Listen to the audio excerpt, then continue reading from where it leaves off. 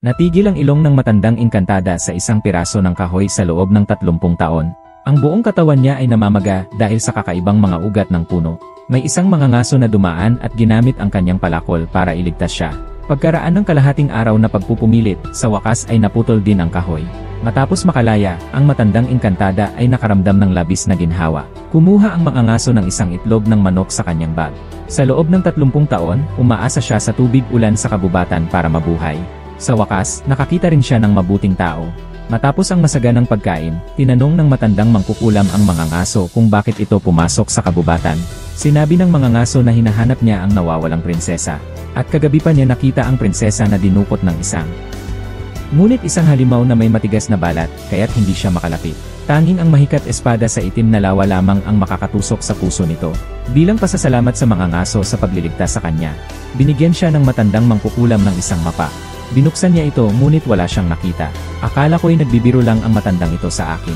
Hindi ko alam na mapa ito ng kayamanan na inaaktibo sa pamamagitan ng boses. Kailangan ko lang sabihin kung saan ako pupunta at ipapakita kaagad ang eksaktong lokasyon. Kinuhang ng mangangaso ang mapa ng kayamanan at nagtungo upang hanapin ang prinsesa. Di nagtagal, natagpuan niya ang mga yapak ng higante.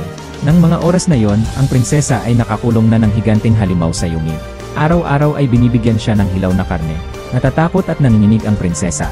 Isa sa mga daliri nito ay mas malaki pa sa ulo niya. Isang higanting nilalang ang gustong pakasalan siya para mapanatili ang kanilang lahi na nagmula pa sa mga Diyos. Ang babae, na nagugutom na sa loob ng 3 araw, ay hindi na nakatiis pa.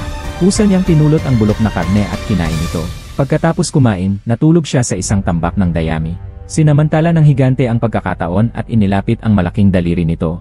Ngunit hindi inaasahan, sinaksak ng babae ang daliri nito ng isang piraso ng buto. Sa galit, binitin siya ng higante ng patiwari. Para mabuhay, ang prinsesa ay napilitang pumayag na pakasalan ito. Nang marinig iyon, ang halimaw ay hindi na bumalik sa kanya. Sa kabilang panig, may 2 taong nagpuputol ng kahoy na nakakita ng isang gintong mansanas sa kabubatan. Mula sa malayo ay naamoy na nila ang napakasarap nitong amoy.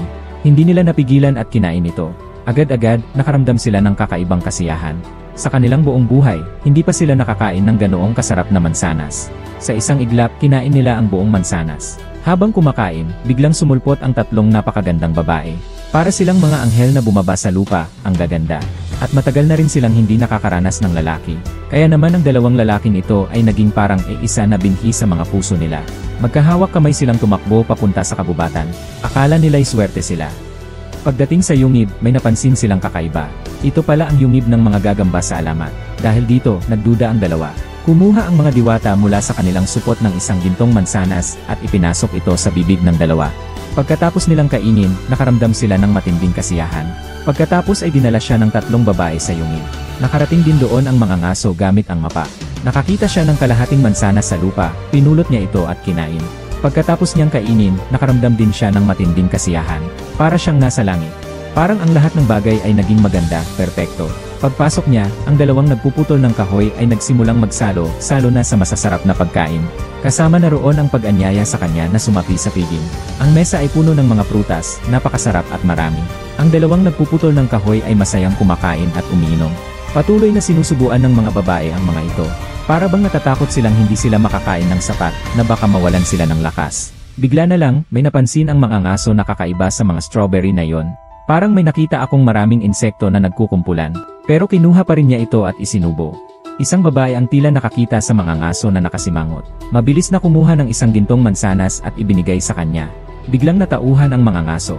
Lumalabas na ang mga gintong mansanas na ito ang dahilan ng pagkahilo niya. Tuwing nahihilo sila, binibigyan sila ng mga diwata ng mansanas. Kunwari kinuha ito ng mga ngaso at kinagatan. Tapos ay hanapin ang pagkakataon para maihulog ito sa lupa. Maya-maya, nakita nga niya ang mga bagay na nasa mapa. Ang mga masasarap na pagkain noon ay puno na ngayon ng mga uod. Ang 3 diwata, mga mangkukulam pala. Agad na nakaramdam ng pagduwal ang mga ngaso.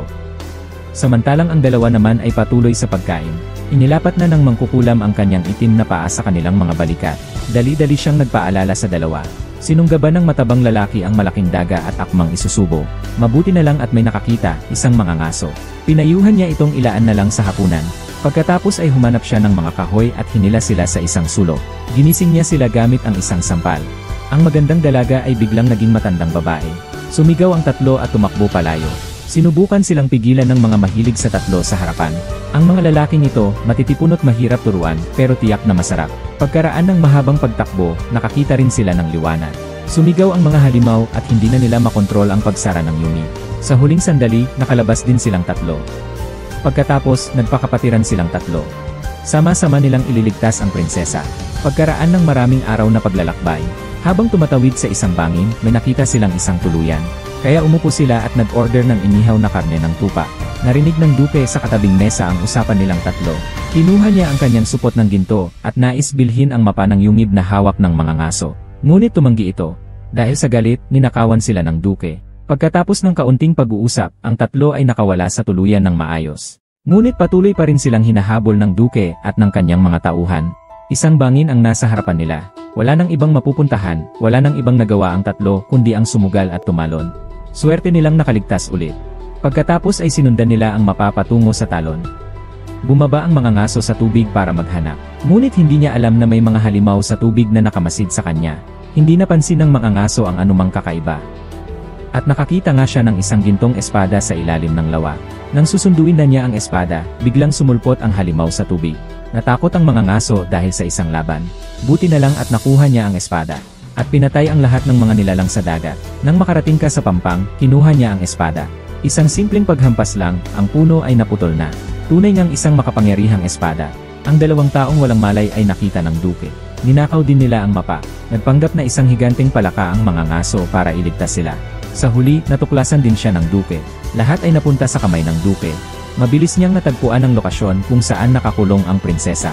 Akala niya ay magiging manugang na siya agad. Ngunit nakatakas ang matabang lalaki, at sinabi sa prinsesa ang pagnanakaw ng mapa at espada ng duke. Labis na nagalit ang prinsesa nang marinig iyon. Nakuha ni ang malaking buto, at nawalan ng malay si duke.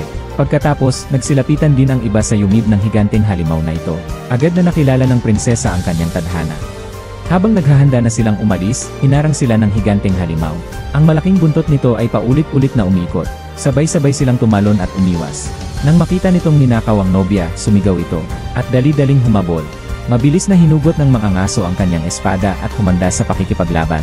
Ngunit sa harap nito, para siyang isang maliit na langgam lamang.